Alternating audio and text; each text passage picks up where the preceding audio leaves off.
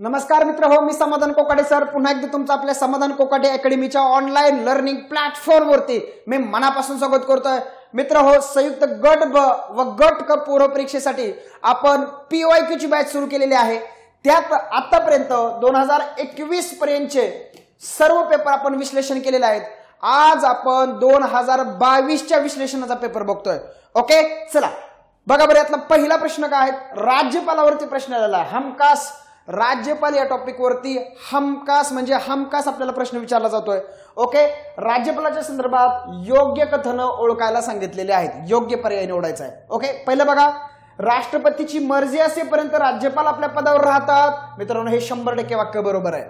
राज्यपाल स्वखुशीने आपल्या पदाचा राजीनामा देऊ शकतात, हे वाक्य बरोबर आहे। राज्यपालाची नियुक्ती सर्वसाधारणपणे, ते कीवर्ड्स आहे बघा, सर्वसाधारणपणे 5 वर्षासाठी असतं। दुसरी व्यक्ती पद स्वीकारेपर्यंत राज्यपाल आपल्या पदावर राहतात। मित्रांनो, चारही वाक्य बरोबर आहेत। क्लिअर होत आहे? सर्व पर्याय बरोबर आहेत। आता आयोगाचे तर लॉजिक्स काय काय आहेत, काय कंटेंट आपल्याला माहित असणं अपेक्षित आहे।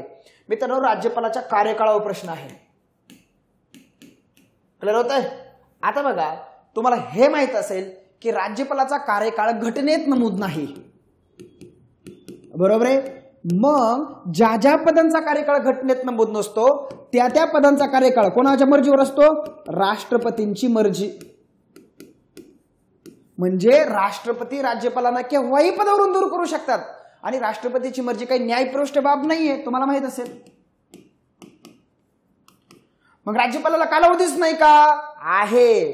सर्वसाधारणपणे, नीट आहे का, सर्वसाधारणपणे जनरली किती वर्ष रे?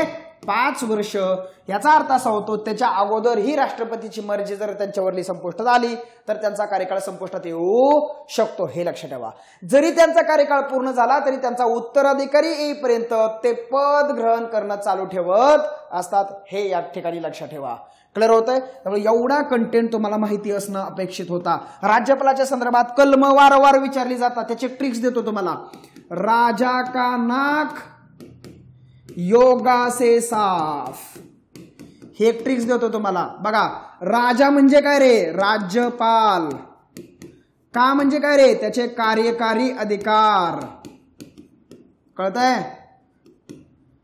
ना म्हणजे काय रे? त्याची नियुक्ती। क म्हणजे काय रे? त्याचा कार्यकाळ। योग्यता म्हणजे त्याची पात्रता। से म्हणजे त्याच्या सेवा शर्ती। साफ म्हणजे काय रे? त्याची शपथ। नीट लक्षात ठेवा। 153 कलम आहे राज्यपाला संदर्भात तरतूद, 154 कलम आहे एक्झिक्युटिव्ह, 155 मध्ये नियुक्ती आहे, 156 मध्ये कार्यकाळ आहे, 157 मध्ये पात्रता आहेत, 158 मध्ये सेवा शर्ती आहेत, 159 मध्ये त्याची शपथ आहे। क्लिअर होता? आपला जो प्रश्न आलेला आहे तो कुठल्या कलमावर आलेला आहे? 156व्या कलमावरती प्रश्न आलेला आहे। हे ट्रिक सुद्धा तुम्हाला काय रे मित्रांनो अतिशय उपयोगी पडून जाईल। क्लिअर? ते सांगायला तर खूप काही फापटपरसा सांगत बसीन, परंतु प्रश्नाच्या अनुषंगाने माझं बोलणं हा काम आहे। मी तुम्हाला आता सांगितलं, बॅच मध्ये माहिती देत बसणार नाही, हे तर तुम्ही पुस्तकात पण वाचता, परंतु तुम्हाला किती कंटेंट प्रश्न सोडवण्यासाठी लक्षात ठेवायचा आहे, जेणेकरून तुम्हाला आयोगाचे प्रश्न आगामी 2024 चे सुटतील। क्लिअर होत आहे? तर चला आता पुढचं जातोय मी तिसऱ्या प्रश्नाकडे। राज्य लोकसेवा आयोगाबाबत कोणती विधानं बरोबर आहेत? मित्रांनो, तुम्हाला सांगतो, ग्राम प्रशासन या टॉपिकवर 2 प्रश्न आणि आयोग या टॉपिकवर 2 प्रश्न, असा आयोगाचा पॅटर्न चाललाय। क्लिअर होतंय का? तर त्याच्यामुळे सगळे आयोग चांगले करायचे। घटनात्मक आयोग असेल, बिगर घटनात्मक आयोग असेल। कळतंय? बिगर घटनात्मक आयोगामध्ये 2 प्रकार आहेत, वैधानिक आणि त्यानंतर कार्यकारी। अशा प्रकारे सगळ्या 3ही प्रकारचे आयोग व्यवस्थित पद्धतीने करून ठेवा। कुठले आयोग करायचे नाही करायचे या संदर्भामध्ये मी एक युट्यूबला मॅरेथॉन सेशन घेणार आहे। क्लिअर होतंय? चला इकडे बघा, भारतीय राज्यघटनेच्या विचारलं काय पहिलं ते लक्षात ठेवा। राज्य लोकसेवा बाबत कोणते विधान बरोबर नाही? बरोबर नाही म्हणजे चुकीचं विधान शोधायला सांगितलंय, हे पहिलं कळायला पाहिजे। चला पुढे वर, भारतीय राज्यघटनेच्या कलम 315 ते 323 मध्ये आपल्याला मित्रांनो राज्य लोकसेवेबाबत तरतूद आहेत। होय, भारतीय राज्यघटनेचा भाग 14 सेवामध्ये आहे। भाग 14 त्यातला प्रकरण 2 कलम 315 ते 323। यस, भाग सुद्धा पाठ करायचा आहे। भाग मित्रांनो 14 + 2 315 ते 323 मध्ये मित्रांनो आपल्याकडे केंद्रीय लोकसेवा आयोगाची तरतूद आहे, राज्य लोकसेवा आयोगाची तरतूद आहे आणि संयुक्त राज्य लोकसेवा आयोगाची सुद्धा तरतूद आहे. 3 लक्षात ठेवायचं. ओके, लोकसेवा आयोग मध्ये आपल्याकडे 3 प्रकारचे लोकसेवा आयोग आहेत.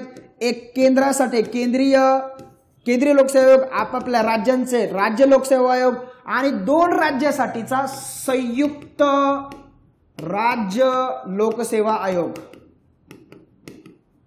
हे लक्षात ठेवा.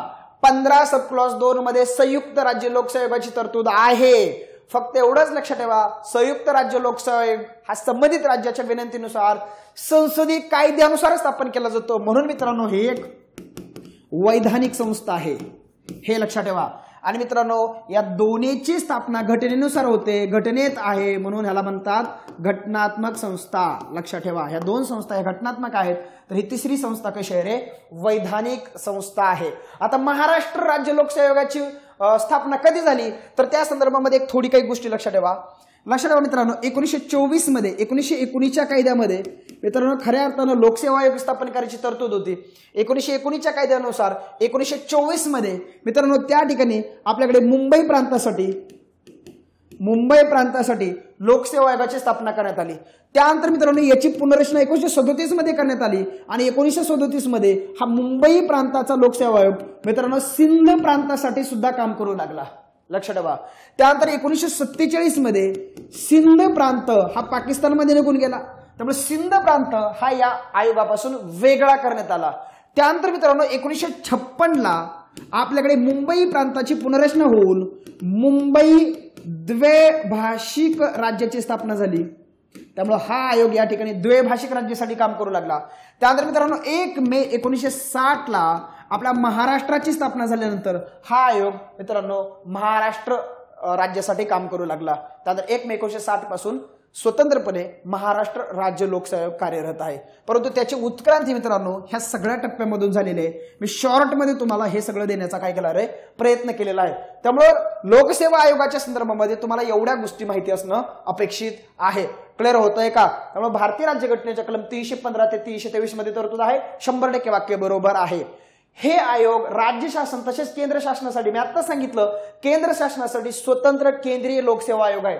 त्यामुळे हे वाक्य या ठिकाणी चुकलेलं आहे. या आयोगाने निवड केलेल्या प्रशासकीय अधिकाऱ्यांच्या नेमणुका केंद्र शासन करतं. केंद्र शासनासाठी केंद्रीय लोकसेवा आयोग आहे ना, आपल्याकडे ह्या नेमणुका करण्याचं काम कोण करतं? राज्य शासन करतं. का? कारण हा राज्य शासनाचा आयोग आहे.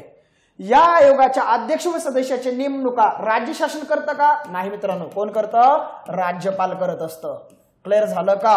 म्हणजे ब, क आणि ड खालची तिन्ही विधानं चुकीची आहेत. आपल्याला चुकीच्याच विधानाचा पर्याय निवडायचा आहे. मग बघा ब क ड कुठं आहे का? नाही, इथं अ ब आहे मित्रांनो. या ठिकाणी अ आणि क आहे, या ठिकाणी ब आणि क आहे, ब आणि ड आहे. आपल्याला बी सी डी हा पर्याय पाहिजे. पर्यायामध्ये नसल्यामुळं आयोगाने हा प्रश्न हॅशटॅग केलेला आहे. पर्यायामध्ये हा प्रश्न गणलेला असल्यामुळं आयोगाने हा प्रश्न हॅशटॅग केलाय, रद्द केलेला आहे. का प्रश्न रद्द झाले हे पण तुम्हाला कळाले पाहिजे. प्रत्येक प्रश्नाचं आपल्याला योग्य विश्लेषण सुद्धा लक्षात आलं पाहिजे. डन होतंय का? चला, अशा पद्धतीने सगळं व्यवस्थित पद्धतीने करून ठेवा. चला पुढे जातो मी आता. पुढचा प्रश्न बघा. भारतीय संसद आणि राज्य विधिमंडळाच्या निवडणुका याद्वारे आयोजित केल्या जातात. तुम्हाला माहित असेल मित्रांनो, आपल्याकडे 2 निवडणूक आयोग काम करतात. एक आहे आपल्याकडे केंद्रीय निवडणूक आयोग, भाग 15 हा निवडणुकीच्या संदर्भामध्ये आहे. त्यातलं कलम 324 हे आपल्याकडे मित्रांनो केंद्रीय निवडणूक आयोगाच्या संदर्भामध्ये काम करतं. मित्रांनो 73व्या आणि 74व्या घटना दुरुस्तीनुसार ओके 243 के आणि 243 झेड ए नुसार मित्रांनो त्या ठिकाणी आपल्याकडे राज्य निवडणूक आयोगाची सुद्धा मित्रांनो स्थापना झाली. महाराष्ट्राचा 94ला निवडणूक आयोग आला. राज्य निवडणूक आयोगाची सुद्धा स्थापना झाली. हा राज्य निवडणूक आयोग काय करतो मित्रांनो? स्थानिक स्वराज्य संस्थेच्या, प्रत्येक राज्याच्या जे काही स्थानिक स्वराज्य संस्था आहे त्या स्थानिक स्वराज्य संस्थेच्या निवडणुका घेण्यासाठी त्या राज्याचा राज्य लोकसेवा आयोग काम करतो. राज्य निवडणूक आयोग काम करतो. तर मित्रांनो हा केंद्रीय निवडणूक आयोग काय काम करतो? राष्ट्रपती असतील, उपराष्ट्रपती असतील, संसद असेल, संसदेचे दोन्ही सभागृह, लोकसभा असेल, राज्यसभा असेल, मित्रांनो राज्याचं विधिमंडळ, मग त्याच्यामध्ये विधानसभा असेल, विधान परिषद असेल, या सगळ्याच्या निवडणुका घेण्याचं काम कोण करत असतो? आपला केंद्रीय निवडणूक आयोग काम करत असतो. म्हणून याचं उत्तर काय असेल? भारताचा निवडणूक आयोग हा संसदेच्या पण निवडणुका घेतो आणि राज्य विधिमंडळाच्या दोन्ही सभागृहाच्या निवडणुका घेतो. तर स्थानिक स्वराज्य संस्थेसाठी आपल्याकडे स्वतंत्र राज्य निवडणूक आयोग आहे, हे लक्षात ठेवा मित्रांनो. या ठिकाणी राष्ट्रपती सुद्धा पर्याय क्लिअर झालेला आहे. राज्य निवडणूक आयोगाच्या बाबतीत सुद्धा मी या ठिकाणी बोललेलो आहे, त्याच्यावर मी स्वतंत्रपणे पुढे बोलणारच आहे. त्यानंतर राज्यपाल, मी आता सांगितलं तुम्हाला, राज्यपालाची निवडणूक होत नाही, राज्यपालाची अपॉइंटमेंट होते राज्यपालामार्फत. कोणामार्फत होत असते? राज्यपालामार्फत. पाठीमागच मी त्या ठिकाणी बोललेलो आहे. क्लिअर होतंय का? तर ह्या पद्धतीने लक्षात ठेवा, राज्यपालाची अपॉइंटमेंटच्या बाबतीमध्ये दोन मॉडेल आहेत, एक अमेरिकन मॉडेल आणि दुसरं कॅनेडियन मॉडेल. कॅनेडियन मॉडेल सांगतं केंद्राचा प्रतिनिधी म्हणून तो राज्यात नेमला जावा, तर अमेरिकन मॉडेल सांगतो तो जनतेमधून निवडला जावा. क्लिअर होतंय?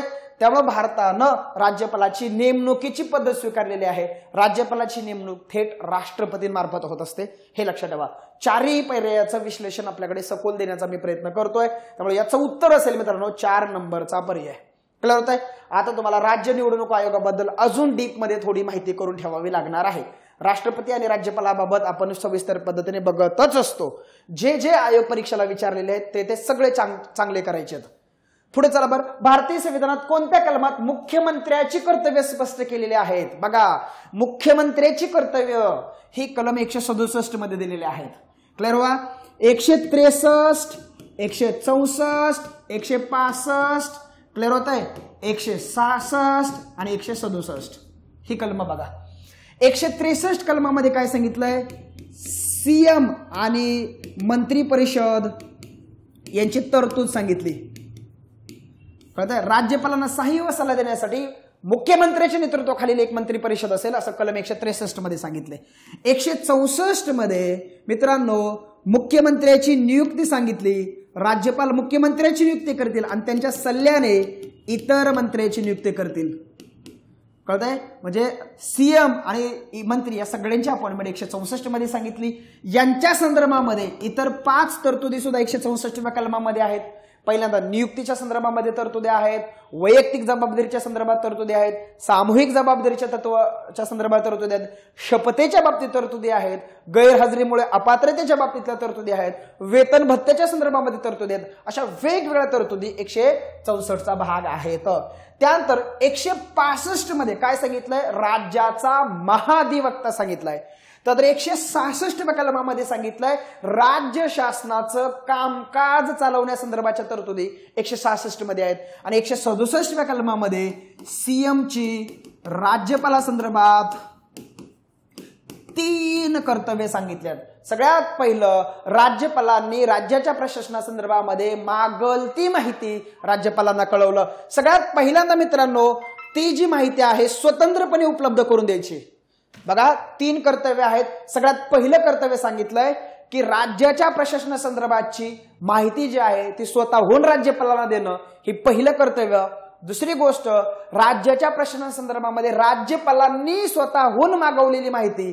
आणि तिसरी सगळ्यात महत्वाची गोष्ट, राज्याच्या एखाद्या मंत्र्यानं घेतलेला जो निर्णय आहे तो निर्णय जर राज्यपालांना असं वाटलं की संपूर्ण मंत्री परिषदेच्या विचारानं घेतला जावा, तर राज्यपाल मुख्यमंत्र्याला सांगून संबंधित निर्णय संपूर्ण मंत्रिमंडळाच्या विचारार्थ राखून ठेवण्यासंदर्भामध्ये तरतूद करू शकतात. क्लिअर होतंय? तर अशा पद्धतीची ही 3 कार्य कलम 167 अन्वये राज्यपालासंदर्भात सांगितलेत. त्याच्यामुळं मुख्यमंत्र्यांची कर्तव्य ही 167 कलमामध्ये, सेम कर्तव्य पंतप्रधानाची पण आहेत, ती 78 कलमामध्ये आहेत, 78व्या कलमामध्ये आहेत.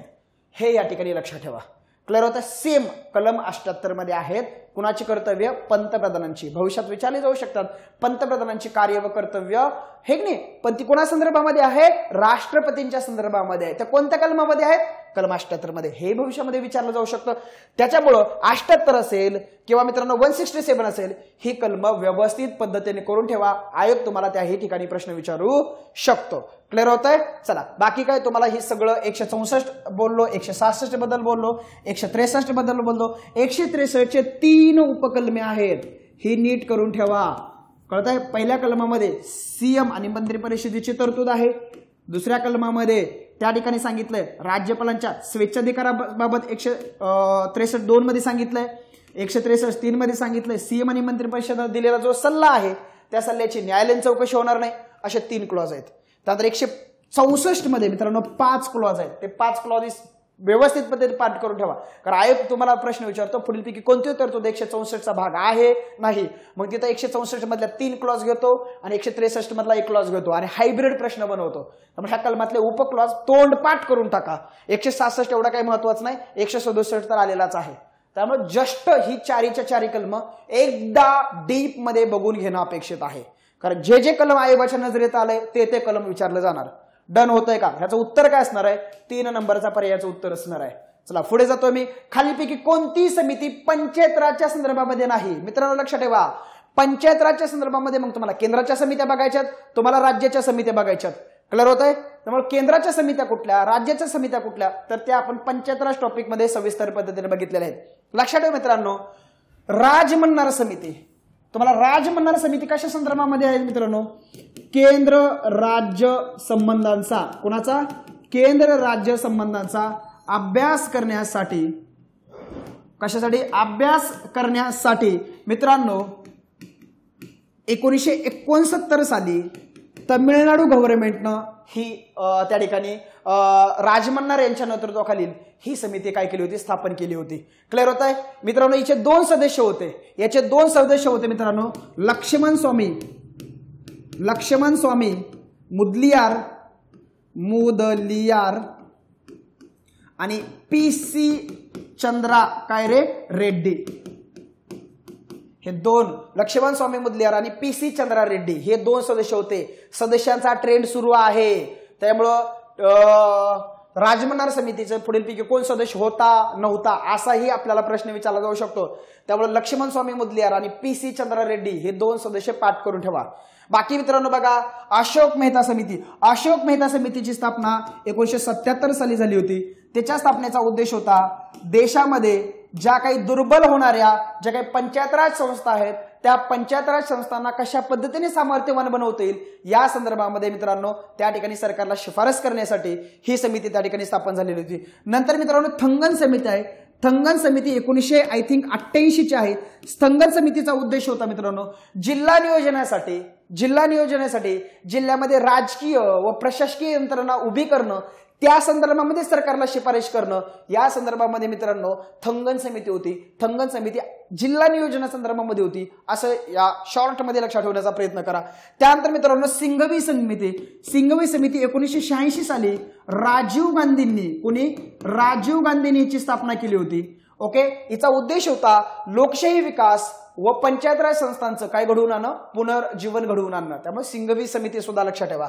ओके, 77 आहे, 88 आहे, 86 आहे. अशोक मेहता समिती, थंगन समिती, सिंघवी समिती, 3 समित्या ह्या पंचायत राजच्या संदर्भामध्ये आहेत. क्लिअर होत आहे? राजमन्नार समिती आपली केंद्र राज्य संबंधाच्या बाबतीत आहे. केंद्र राज्य संबंधाच्या बाबतीत तुम्हाला राजमन्नार समिती महत्वाची आहे, वेस्ट बेंगॉल डिक्लेरेशन महत्वाचा आहे, आनंदपूर साहिब ठराव महत्वाचा आहे, सरकारी आयोग महत्वाचा आहे, पंच आयोग महत्वाचा आहे. त्यातल्या त्यात सरकारी आयोग आणि पंच आयोग जास्त महत्वाचे आहेत. क्लिअर होत आहे का? हे या ठिकाणी लक्षात ठेवा. याचं उत्तर 2 असेल. ग्रामसभेच्या रचनेतील अचूक वाक्यांचा समूह ओळखा. म्हणजे ग्रामसभेच्या बाबतीत आहे 243 एक कलम त्या संदर्भामध्ये काम करतंय. आपण सगळी कलम तुम्हाला 2 मिनिटांनंतर मी दाखवून देतो. इकडे बघा, ग्रामसभेच्या बाबतीत बघा महाग मित्रांनो कशा प्रश्न आला होता? ग्राम विकास समित्यावरती मागच्या 2021 प्रश्न आला होता. ग्राम विकास समित्यावरती मी तुम्हाला सांगितलंय ग्राम प्रशासनाचा अभ्यास चांगला करून ठेवा. ग्राम प्रशासनावरती वारंवार प्रश्न आपल्याला विचारले जात आहेत. लक्षात ठेवा, गावातील सर्व प्रौढ नागरिकांची मिळून ग्रामसभा बनते. मित्रांनो हे वाक्य चुकीचं आहे, नीट बघा. सर्व प्रौढ नागरिकांची मिळून ग्रामसभा बनत नाही. सर्व ज्याचं गावच्या मतदार यादीमध्ये नाव आहे, नुसता प्रौढ असून उपयोग नाही. माझं वय 18 वर्ष झालंय पण माझं मतदार यादीतच नाव नाही, तुला ग्रामसभेमध्ये भाग घेता येणार नाही. तू प्रौढ असण्याबरोबरच मतदार असणं अपेक्षित आहे. त्याच्यामुळं ए वाक्य या ठिकाणी चुकलेलं आहे. 18 वर्ष पूर्ण करणारा प्रत्येक मतदार ग्रामसभेचा सभासद बनतो. इथे बघा मतदार असला पाहिजे. यस, हे लक्षात ठेवा. ग्रामसभेला निवडणूक असते नाही मित्रांनो, सर्व मतदार तिचे सदस्य असतात. ग्रामपंचायतीचे सर्व मतदार ग्रामसभेचे सभासद असतात. 100% बरोबर आहे, हे लक्षात घ्या. 100% बरोबर आहे. सर्व मतदार ग्रामसभेचे सभासद असतात का, तर 100% वाक्य बरोबर आहे. गावातला प्रौढ असणारा आणि ज्याचं 18 वर्ष पूर्ण झालेलं आहे असा प्रत्येक 18 वर्ष पूर्ण असण्याबरोबरच त्याचं गावच्या मतदार यादीमध्ये नाव आहे, तो व्यक्ती ग्रामसभेचा सभासद बनवू शकतो. अतिशय महत्वाचा आहे ग्रामसभा, लक्षात ठेवा. SM जोशी यांनी ग्रामसभेला गावची लोकसभा असं म्हटलंय. थेट त्या ठिकाणी गावातील नागरिक त्या ठिकाणी पार्टिसिपेट होऊन आपली मतं, गावच्या संदर्भात आपली भूमिका त्या ठिकाणी गावासमोर जनतेसमोर मांडू शकतात. हे लक्षात ठेवा. याचं उत्तर असणार आहे त्या ठिकाणी B आणि D. B आणि D पर्याय कुठे आहे बघा, इथं कुठं ABC आहे, BCD आहे, वरील सर्व आहे. ओके, B आणि D कुठंच पर्याय नसल्यामुळं आयोगाने हा प्रश्न कॅन्सल केलेला आहे. बघा दुसरा प्रश्न, 10 पैकी 2 प्रश्न तर असेच कॅन्सल झालेले आहेत. क्लिअर होतंय. किती मार्क्स मिळवायचे आपल्या पोरांनी. चला पुढे बघा. 73व्या संविधान संशोधन अधिनियम 1993 नुसार ग्राम पंचायतींना देण्यात आलेल्या नवीन जबाबदाऱ्या. लक्षात ठेवा, नवीन जबाबदाऱ्याच्या संदर्भामध्ये आपल्याकडे 11वं परिशिष्ट आणि आपल्याकडे 12वं परिशिष्ट आहे. हे लक्षात ठेवा. इकडे बघा 243G नुसार ओके ग्रामीण स्थानिक स्वराज्य संस्थेच्या जबाबदाऱ्या ह्या 11व्या परिशिष्टामध्ये सांगितल्यात. कितव्या परिशिष्टामध्ये सांगितलं, 11व्या. तर शहरी स्थानिक स्वराज्य संस्थेच्या संदर्भामध्ये 12वं परिशिष्ट त्या ठिकाणी काम करतंय. 11व्या परिशिष्टामध्ये मित्रांनो 29 कार्य ग्रामीण स्थानिक स्वराज्य संस्थेला करायचे असं सांगितले. त्याच्यामध्ये ही 29 कार्य या ठिकाणी दिलेली आहेत मी. ओके, इकडे बघा कृषी व कृषी विस्तार, जमिनीचा कस वाढवणं वगैरे, लघु सिंचनाच्या संदर्भात आहे, पशुसंवर्धनाच्या संदर्भात आहे, मत्स्योद्योगाच्या संदर्भात आहे, सामाजिक वनीकरणाच्या संदर्भात आहे, वन उत्पादनाच्या संदर्भात आहे, लघु उद्योग आणि प्रक्रिया उद्योगासंदर्भात आहे, खादी ग्राम उद्योगाच्या संदर्भामध्ये आहे, ग्रामीण गृहनिर्माणच्या संदर्भामध्ये आहे, पेयजलाच्या संदर्भामध्ये आहे, इंधन आणि चारा, रस्ते, ग्रामीण विद्युतीकरण, अपारंपरिक ऊर्जा स्रोत, दारिद्र्य निर्मूलन, शिक्षण, तांत्रिक शिक्षण, प्रौढ अनौपचारिक शिक्षण, ग्रंथालय, सांस्कृतिक कार्य, बाजार जत्रा, आरोग्य, कुटुंब कल्याण, महिला बालविकास, समाज कल्याण, दुर्बल घटकांचं कल्याण, सार्वजनिक वितरण व्यवस्था, सामुदायिक मालमत्तेचे वितरण, अशा प्रकारची वेगवेगळी कार्य मित्रांनो स्थानिक स्वराज्य संस्थेने करायची 11व्या परिशिष्टामध्ये सांगितलेत. क्लिअर होतंय का. ओके, मग मला सांगा स्थानिक स्वराज्य संस्थेची 73व्या घटना दुरुस्तीनुसार जी कार्य सांगितलेली आहेत त्याच्यामध्ये कोणतं कार्य नाही, कळतंय का. अशा पद्धतीचा प्रश्न विचारलेला आहे. कोणतं बरोबर नाही असं विचारले. बघा भूमी सुधार कायदा लागू करणं, यस 11व्या परिशिष्टाचा भाग आहे. वन उद्योग, लघु कुटीर उद्योगाचा विकास करणं, यस 11व्या परिशिष्टाचा भाग आहे. तांत्रिक व व्यावसायिक शिक्षणाची सुविधा उपलब्ध करून देणं, यस 11व्या परिशिष्टाचा भाग आहे. गावातील जनतेसाठी मनोरंजनाची व्यवस्था निर्माण करणं, काही मग तमाशा बिमाशा भरवणं वगैरे असलं नाही 11व्या परिशिष्टामध्ये. पहिले गावातले तमाशे बिमाशे बंद झाले पाहिजे. उगं तुम्ही आणता जत्रेला यात्रेला आणि एक पिढी बरबाद होऊन जाते, एक पिढी एक चुकीचा आदर्श घेऊन जाते. त्याच्यामुळं काय रे, गावामध्ये चांगल्या पद्धतीचं मनोरंजन वगैरे असणं हे ग्रामपंचायतीच्या अंडर असणारी बाब नाही, ते वैयक्तिक स्तरावरती लोकसहभागातून असणारे कार्यक्रम आहेत. क्लिअर होतंय का. त्याच्यामुळे काय रे, गावातील जनतेसाठी मनोरंजनाची व्यवस्था करणं वगैरे काय, आपला कुठल्याही मनोरंजनाच्या गोष्टीला विरोध नाही. ज्याचे त्याचा तो काय रे ऐच्छिक प्रश्न आहेत, परंतु काय रे चांगल्या गोष्टींना आपण प्रोत्साहन दिलं पाहिजे. ह्याचा अर्थ ही गोष्ट वाईट आहे असं मी म्हणणार नाही. उगा वाद वाढवायचा नाही मला. चला, गावातील जनतेसाठी मनोरंजनाची व्यवस्था करणं. चला लक्षात येत आहे, ही डी गोष्ट याचा भाग नाहीये बघा. त्यामुळे इथं 2 नंबरचा पर्याय त्याचा काय असेल रे, उत्तर असेल. ओके, चला जाऊ पुढे. मी प्रत्येक राज्याला महाधिवक्ता असावा असं कोणत्या कलमात नमूद केलंय बघा. 2022लाच प्रश्न येऊन गेलाय. जुन्या प्रश्नपत्रिका वारंवार करायच्या. क्लिअर होत आहे बघा. 194 कलम, 197 कलम, 177 कलम, 165 कलम. क्लिअर होत आहे का. 165 कलमामध्ये काय सांगितले, महाधिवक्त्याची तरतूद सांगितली. महाधिवक्त्याच्या संदर्भात आपण पाठीमागच्या पेपरला सविस्तर पद्धतीने डिस्कस केलेला आहे. ओके, महाधिवक्त्याची नेमणूक कोण करतं मित्रांनो, राज्यपाल करतो. याचा कार्यकाळ घटनेत सांगितलाय का, नाही, राज्यपालाची मर्जी असेपर्यंत. याचं वेतन भत्ते कोण ठरवतो, राज्यपालच ठरवतो. याला पदावरून दूर कोण करतो, राष्ट्रपतीच्या मर्जीने नाही, राज्यपालाच्या मर्जीने असतो. त्याचा कार्यकाळ घटनेत आहे का, नाही. किती वर्ष, लक्षात येते का? म्हणजे संकेत एक फॉलो केला जातो, जर सरकार बदललं तर ह्याने राजीनामा द्यावा, वेगवेगळ्या पद्धतीने. आपण पाठीमागच्या पेपरला सविस्तर पद्धतीने याच्यावर बोललेलो आहे. बरं 165च्या व्यतिरिक्त अजून महाधिवक्त्याच्या संदर्भात अजून कलम आहेत का? होय, हो का. 177 कलम बी महाधिवक्त्याचाच आहे. 177 बी कलम महाधिवक्त्याचा आहे, हो का. 194 कलम सुद्धा महाधिवक्त्याचाच आहे. हा, परंतु महाधिवक्तेची तरतूद कुठल्या कलमात आहे? 165व्या कलमामध्ये. 177व्या कलमामध्ये काय सांगितलंय? महाधिवक्ता व मंत्री या दोघांचे सभागृहाबाबतचे काय सांगितले तरी या ठिकाणी हक्क सांगितलेत. काय केलंय? हे दोघेही मंत्री असतील, महाधिवक्ता असेल, दोन्हीही सभागृहाच्या, मग विधानसभा असेल किंवा विधान परिषद असेल, दोन्ही सभागृहाच्या कामकाजात भाग घेऊ शकतात, बोलू शकतात, भाषण करू शकतात. फक्त मतदानाचा अधिकार हा मंत्र्यांना असतो, महाधिवक्त्याला नसतो. लक्षात, कारण महाधिवक्ता हा कोणत्याही सभागृहाचा मेंबर नसतो, त्यामुळे त्याला कोणत्याही सभागृहामध्ये मतदानाचा अधिकार मिळत नाही. मंत्र्याला मतदानाचा अधिकार असतो, पण दोन्ही सभागृहात मिळतो का? नाही. मंत्री ज्या सभागृहाचा मेंबर आहे त्या ठिकाणी त्याला काय मिळतो? मतदानाचा अधिकार मिळतो. मंत्री जर कोणत्याही सभागृहाचा मेंबर नसेल तर त्यालाही कोणत्याही सभागृहामध्ये मतदानाचा अधिकार मिळत नाही. तो भविष्यात ज्या सभागृहाचा मेंबर होईल त्या ठिकाणी तो मतदान करेल. ही गोष्ट कोट इंटू कोट लक्षात ठेवा. हे झालं 177. क्लिअर होतंय? राज्याच्या केंद्राच्या बाबतीत याला पॅरल 88 कलम आहे. केंद्राचा मंत्री आणि महान्यायवादी. क्लिअर होतंय? चलो, 194 कलम काय सांगतं? राज्य विधिमंडळाचे सदस्य, मग विधानसभा असेल, विधान परिषद असेल, त्यांच्या समित्यांचे सदस्य किंवा विधिमंडळ असतील, यांना मित्रहो त्या ठिकाणी वैयक्तिक आणि सामूहिक काही विशेष अधिकार दिलेले आहेत. ते कलम 194चा भाग आहेत. क्लिअर होतंय? आणि मग संसद सदस्यांसाठी मित्रांनो त्या ठिकाणी 105 कलम काम करतं संसद सदस्यांसाठी. आणि 194 जे कलम आहे, 194 कलम राज्याच्या विधिमंडळाच्या सदस्यांना विशेष अधिकार प्रोव्हाइड करतं.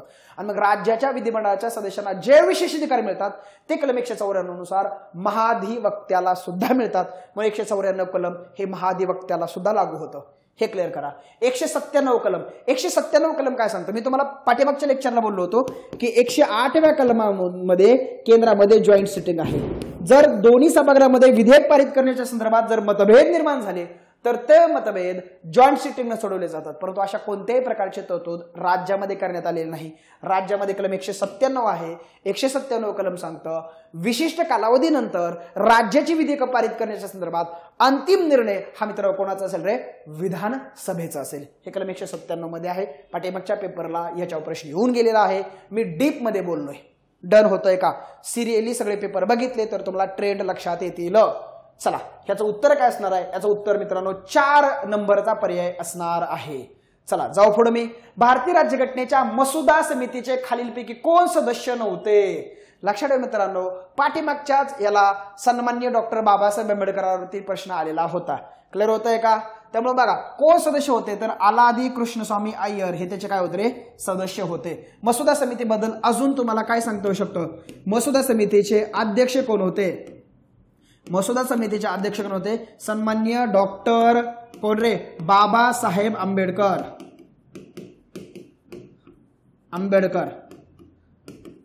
ओके. त्यानंतर अजून कोण रे? आलादी कृष्णस्वामी अय्यर असतील. त्यानंतर एन गोपालस्वामी अय्यंगार. बघा सदस्य कोण होते अजून? एन गोपालस्वामी कोण रे? अय्यंगार. ठीक आहे. त्यानंतर दुसरं सईद मुहम्मद सादुल्ला. त्यानंतर अजून कोण रे? तिसरा के.एम. मुन्शी. ठीक आहे. त्यानंतर अजून कोण रे? एन माधवराव. एन कोण? माधवराव. माधवराव कोणाच्या जागेला होते? मित्तर यांनी आरोग्याच्या कारणास्तव काय दिला होता? राजीनामा दिला होता. मित्तर. ओके, मित्तर यांच्या जागेला आले होते. त्यानंतर अजून कोण रे मित्रांनो? टी कृष्णमाचारी. टी कृष्णमाचारी कोणाच्या जागेला होते मित्रांनो? डी.पी. खेतान. कळतंय? अशा पद्धतीने मसुदा समितीचे सदस्य सुद्धा करून ठेवा. क्लिअर होतंय? बाकी लोक आहेत वल्लभभाई पटेलांच्या पाठीमागे समित्या सुद्धा करून ठेवा. वल्लभभाई पटेलांच्या समित्या कुठल्या होत्या रे मित्रांनो? मी तुम्हाला सांगितलं मूलभूत हक्क यांच्या समित्या बघा. मूलभूत हक्क असेल प्लस अल्पसंख्याक असेल प्लस आदिवासी वगैरे, हे की नाही, या इतर गोष्टीसाठी सुद्धा त्यांची तरतूद होती. अजून वल्लभभाई पटेलांच्या बाबतीमध्ये बघा, प्रांतिक राज्यघटना समिती, प्रांतिक राज्यघटना समिती, अशा काही महत्वाच्या समित्या कोणाच्या होत्या? वल्लभभाई पटेलांच्या होत्या. ओके. त्यानंतर पश्चिम बंगाल व पूर्व पंजाबसाठी पण एक समिती होती. पश्चिम बंगाल व पूर्व पंजाब यांच्यासाठी सुद्धा एक समिती होती. ती सुद्धा समिती वल्लभभाई पटेलांच्या नेतृत्वाखाली होती. त्यानंतर मित्रांनो अल्पसंख्याक समाज आहे त्यांच्या सुरक्षेच्या संदर्भात सुद्धा समिती होती. सुरक्षेसंदर्भात एक उपसमिती होती. ही सुद्धा आय थिंक मित्रांनो वल्लभभाई पटेलांच्या नेतृत्वाखालीच होती. जवाहरलाल नेहरूंच्या सुद्धा समित्या लक्षात ठेवा, जवाहरलाल नेहरूंच्या समित्या. ओके मित्रांनो बघा, संघ राज्य अधिकार समिती, कळते का? त्यानंतर मित्रांनो केंद्राचं संविधान आहे बघा, कळतंय? केंद्राचं संविधान त्याला आपण म्हणतो संघ राज्य संविधान. ओके. त्यानंतर संस्थान समिती, संस्थान किंवा त्याला दुसरा शब्द आहे राज्य समिती, हे सुद्धा लक्षात ठेवा. मित्रांनो पाठीमागच्या परीक्षेला डॉक्टर राजेंद्र प्रसादांची समिती आली होती. ओके. डॉक्टर राजेंद्र प्रसादांची समिती पाठीमागच्या पेपरला येऊन गेलेली आहे, हे लक्षात ठेवा. डॉक्टर राजेंद्र प्रसादांच्या 4 समिती आहेत. त्यातली सगळ्यात महत्वाची समिती मित्रांनो कार्य पद्धती विषयक नियम समिती, हीच पाठीमागच्या 2021च्या पेपरला विचारली होती. त्यानंतर सुकाणू समिती, कळतं का? त्यानंतर वित्त समिती, त्यानंतर काय रे स्टाफच्या संदर्भामध्ये समिती आहे. ओके. वित्त व स्टाफ समिती असं आहे. आणि त्यानंतर एक ध्वज समिती पण आहे बघा मित्रांनो, ध्वज समिती, कळतं का? ही समित्या सुद्धा कोणाच्या आहेत रे? डॉक्टर राजेंद्र प्रसादांच्या आहेत. समित्या सुद्धा व्यवस्थित पद्धतीने करून ठेवा. अशा पद्धतीने समित्यांवर सुद्धा प्रश्न विचारले जातात. 4ही पर्यायाचा सखोल अभ्यास विश्लेषणादरम्यान झाला पाहिजे, हे या ठिकाणी लक्षात ठेवा. क्लिअर होतंय? भारतीय राज्यघटनेतील खालीपैकी कोणती वैशिष्ट्ये ब्रिटिश राज्यघटनेतून घेण्यात आलेली आहेत? प्रत्येक वेळेस एक प्रश्न या ठिकाणावरून येतो, सोर्स मधून येतो, स्रोत मधून येतोच. ओके. बघा, संसदीय स्वरूप, संसदीय शासन व्यवस्था आपण ब्रिटनकडून घेतली. मंत्रिमंडळाचं स्वरूप, ओके, पंतप्रधान असेल किंवा सगळं मंत्रिमंडळाचं स्वरूप असेल. रूल ऑफ लॉ, कायद्याचं राज्य. बघा, कायद्याच्या राज्याचा जनक कोण आहे? सर एडवर्ड कोक. त्याला विकसित कोणी केलं? ब्रिटिश कायदेतज्ञ एव्ही डायसीने विकसित केलं. मग हे कायद्याचं राज्य, रूल ऑफ लॉ आपल्या कलम 14 मध्ये आहे बघा. ओके. समवर्ती सूची मित्रांनो, समवर्ती सूची कुठून घेतली आपण? ऑस्ट्रेलिया, कळतंय? अजून दोन्ही सभागृहाची संयुक्त बैठक आपण कुठून घेतली? ऑस्ट्रेलिया. व्यापार वाणिज्याचं स्वातंत्र्य कुठून घेतलं आपण? ऑस्ट्रेलिया. ऑस्ट्रेलियाच्या संदर्भाचे सगळे सोर्स करून ठेवा. ब्रिटनच्या संदर्भामध्ये अजून काय रे? First past the post system असेल, एकरी नागरिकत्व असेल, हे सगळं आपण ब्रिटनकडूनच घेतलेलं आहे. संसदीय विशेषाधिकार असतील, संसदेच्या संदर्भातल्या सगळ्या तरतुदी असतील, त्या ऑलमोस्ट आपण सगळ्या कुणाकडून घेतल्या रे? ब्रिटनकडूनच घेतलेल्या आहेत. त्यामुळे ब्रिटनकडून कुठली तरतूद घेतलेली नाही, तर समवर्ती सूचीच्या संदर्भातली तरतूद आपण ब्रिटनकडून घेण्यात आलेली नाही. त्यामुळे सोर्स सगळे पाठ करा. वारंवार परीक्षेला स्रोत विचारले जात आहेत मित्रांनो. फक्त 10 प्रश्न होते. ओके. त्याच्यामुळे काय रे, याच्यामध्ये जास्त काही मोठा व्हिडिओ होणार नाही. पाठीमागचा व्हिडिओ आय थिंक थोडा मोठा झाला असेल. क्लिअर होतंय? चलो, या लेक्चरला आपण इथंच थांबतोय. आता पुढचा 2023चा पेपर ऑलरेडी आपल्या युट्यूब चॅनेलला आहे. मी पुन्हा सविस्तर पद्धतीने विश्लेषण घेईलच. आता गट क चे काही आपले पेपर राहिलेले आहेत तेही मी लगेच सिरियलने घेण्याचा प्रयत्न करेन. ओके. या लेक्चरला मी इथंच थांबतोय. भेटूयात आपण आपल्या पुढच्या लेक्चरमध्ये. चलो, बाय बाय.